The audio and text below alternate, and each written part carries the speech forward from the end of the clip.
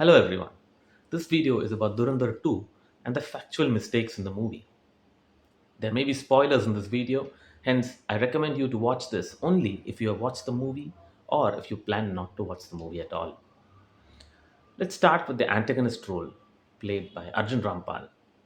He plays Major Iqbal, who is known for planning and executing the 2611 attacks in Mumbai. The film, the character of Arjun Rampal is executed at the very end.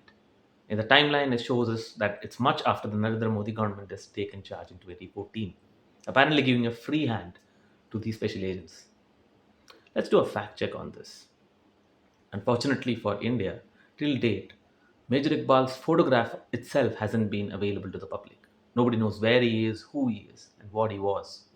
In fact, the only thing we know for sure is that he was involved in the attacks of 2611 in a very big capacity. But some people even say he could be more than one person using the same identity. But what we also know is that nobody knows much more about him at all. So, what else is the character Arjun Rampal playing? Like, is it based on someone else? If you look at the photographs of Arjun Rampal's character and compare it with another major terrorist, Ilyas Kashmiri, there's a huge, huge connection in the looks. So, perhaps he's playing Ilyas Kashmiri, you can say. But the problem again is in the facts. Kashmiri died in 2011, just 2 years after Rahman Dakait's death, and he was killed by a drone attack carried out by the US and not directly or indirectly linked to India in any way. Again, a factual mistake. Now let's talk about SP Chaudhry Aslam, the character played by Sanjay Dutt. He dies in a car bomb blast, much like he's shown in the movie in Dhurandhar 2. But there's a twist. India had nothing to do with this directly or indirectly. The death, or the killing to be precise, was carried out by the Taliban, who claimed responsibility for the killing as well. They hated Chaudhry Aslam, as did most of the gangsters and militants in Pakistan. Now, this was a policeman who was very controversial because he carried out a lot of encounters. Some of them were deemed to be fake. Now, Chaudhry Aslam had nothing much to do with India at all, directly or indirectly. But in the movie, he's shown as a central figure who's kind of like the connecting point between certain of the evil forces.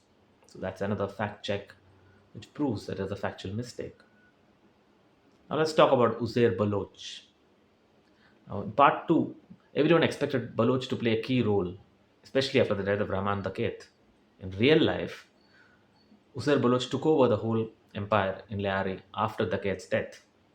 In this film, though, he's shown much like a person who is totally manipulated by Hamza, which is Ranbir Singh's character, and he's imprisoned almost pretty much through the movie. And in the end, he's again pretty much put into a trap and arrested. Now he was arrested while holding an Iranian passport, which is the only true fact that the movie shows. But how and all is completely fictitious. India had nothing much to do with the arrest of Uzair Baloch at all.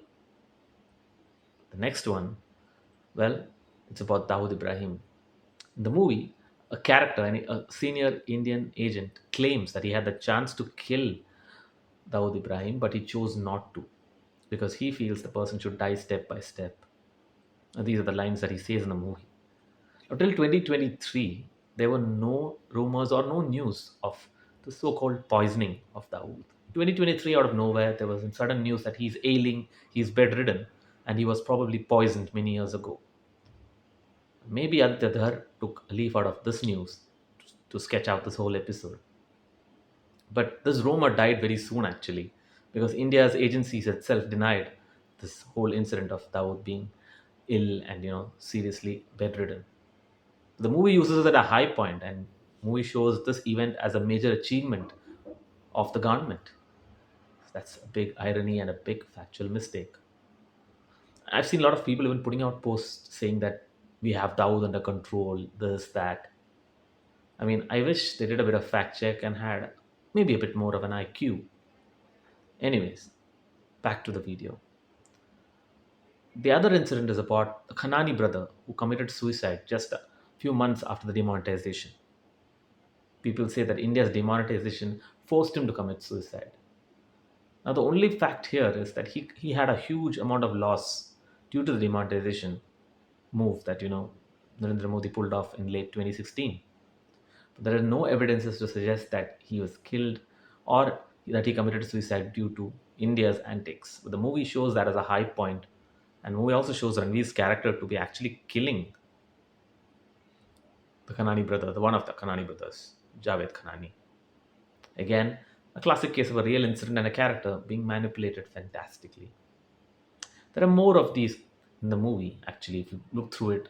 For example, Ajit Doval is constantly on the phone and does a video call in a very high moment in the movie.